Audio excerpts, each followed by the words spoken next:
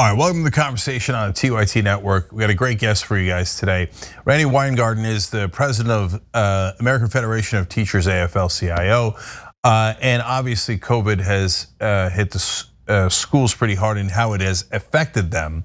And there was a lot of precautions that needed to be taken. So there's a big question as to what we should do with the schools starting in the fall for next year. And obviously the teachers' voices on that is very important, so we want to bring Randy on. She had a major speech today, Return, Recover, and Reimagine toward a Renaissance in America's Public Schools. And a lot to ask about there. Randy, welcome back to TYT. It is always great to see you. How are you? Great to have you. Good. Thank you. Good. So I want to get to the reimagining in a second, but you guys are spending $5 million to make this happen and pushing for a 5-day-a-week full return in the fall. And it's an interesting thing to do from a teacher union's perspective. So tell us why you're doing that. Well, COVID really kind of turned everything upside down.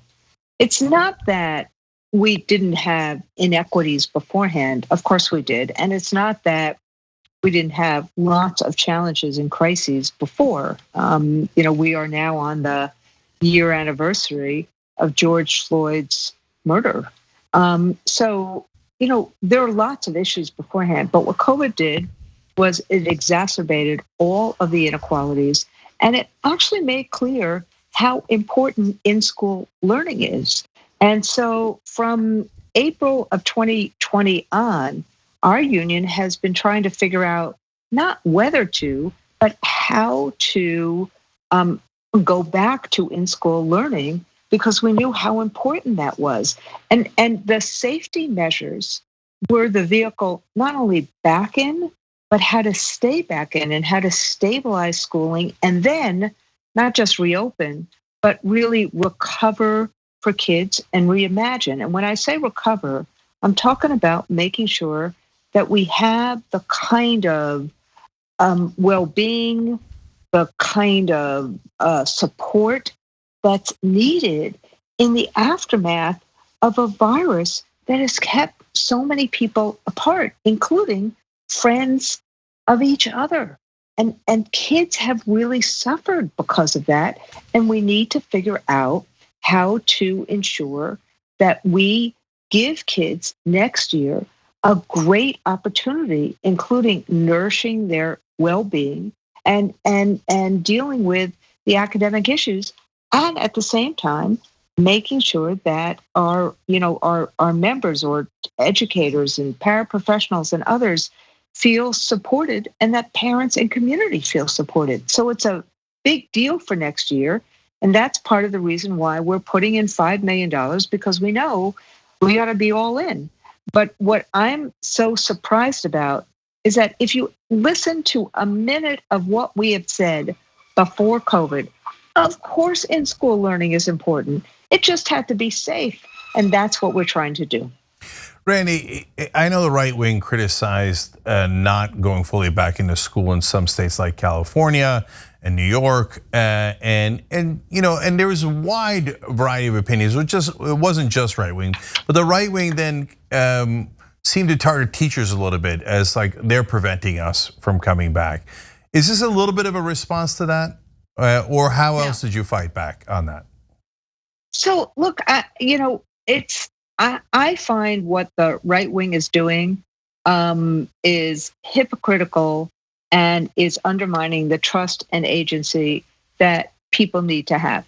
And so, if you actually look at what we've tried to do since last April 2020, we've tried to figure out how to reopen schools in person safely. What the right wing looks for is they always look for wedges.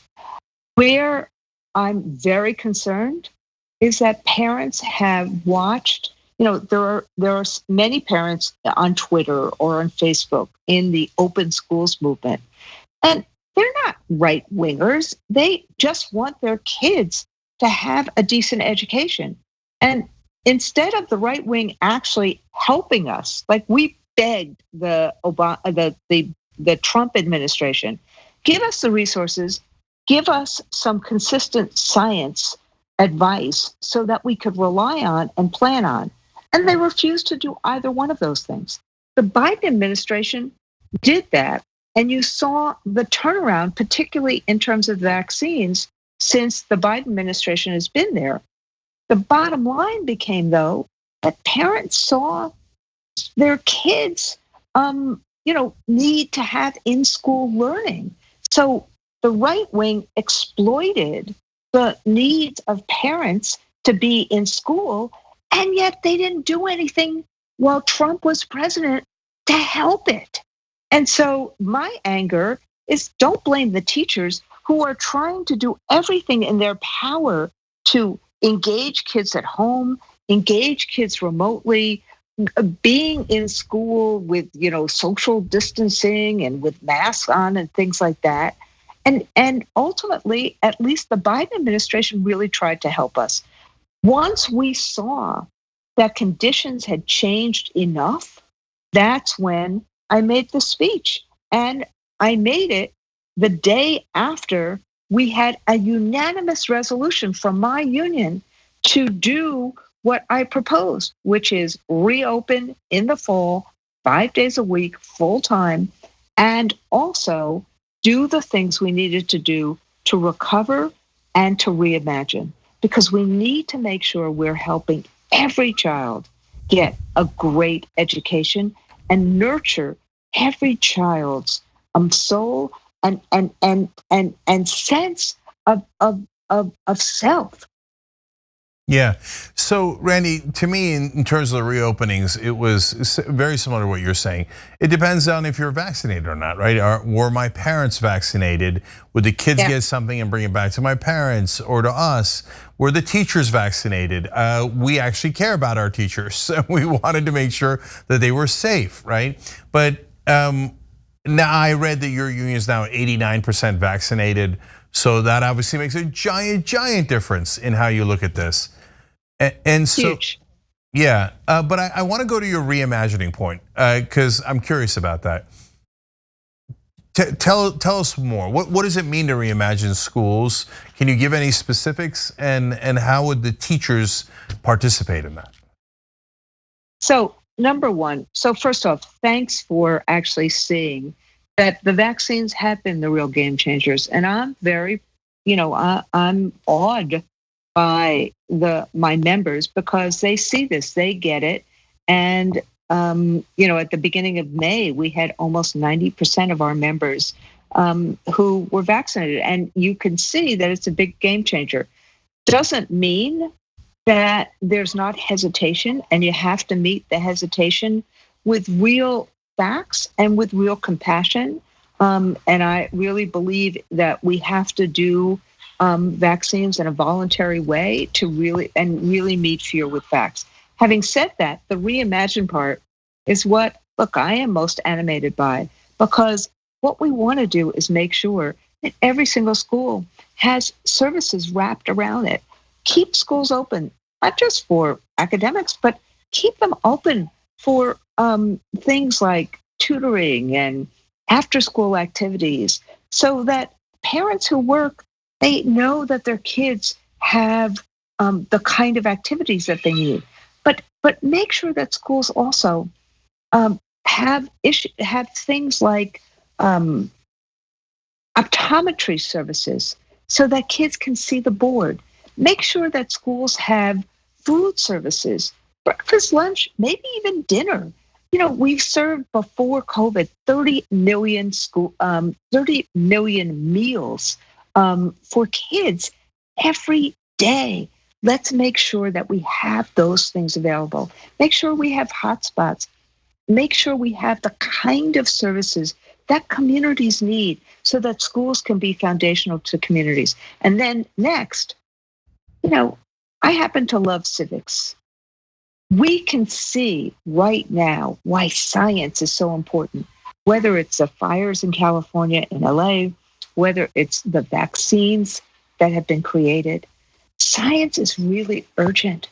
Why don't we do things like project-based instruction for science and for civics and for art and music, things that may animate kids to say, I want to be in school instead of focusing on a test. We do this in career tech ed, the old voc ed. And what has happened as a result is we have 95% graduation rate in terms of career tech ed programs because kids see that they can do projects, they can work together. They see a sense of self and a sense of accomplishment. Let's actually change the accountability systems to do these kind of things. And while we're at it, let's make sure schools are welcoming and safe environments for all kids. So regardless of who you are, regardless of where you're from, how do we make sure that we have the kind of culturally relevant materials so that no one feels invisible? This is what I mean about reimagining school. All right, there's on another day we'll have to get into how long should the kids stay in school, because we have this system where they're done around 2 o'clock roughly across the nation, and I wish parents were done at 2 o'clock, but we're not. And so that's a whole nother issue. But Randy, we'll have to have you back on to talk about that. Randy Weingarten, head of the American Federation of Teachers, thank you so much for joining us. We appreciate it. Thank you. Thanks for watching the Young Turks. We really appreciate it. Another way to show support is through YouTube memberships. You'll get to interact with us more. There's live chat emojis, badges. You've got emojis of me, Anna, John, JR. So those are super fun. But you also get playback of our exclusive member-only shows and specials right after they air. So all of that, all you gotta do is click that join button right underneath the video. Thank you.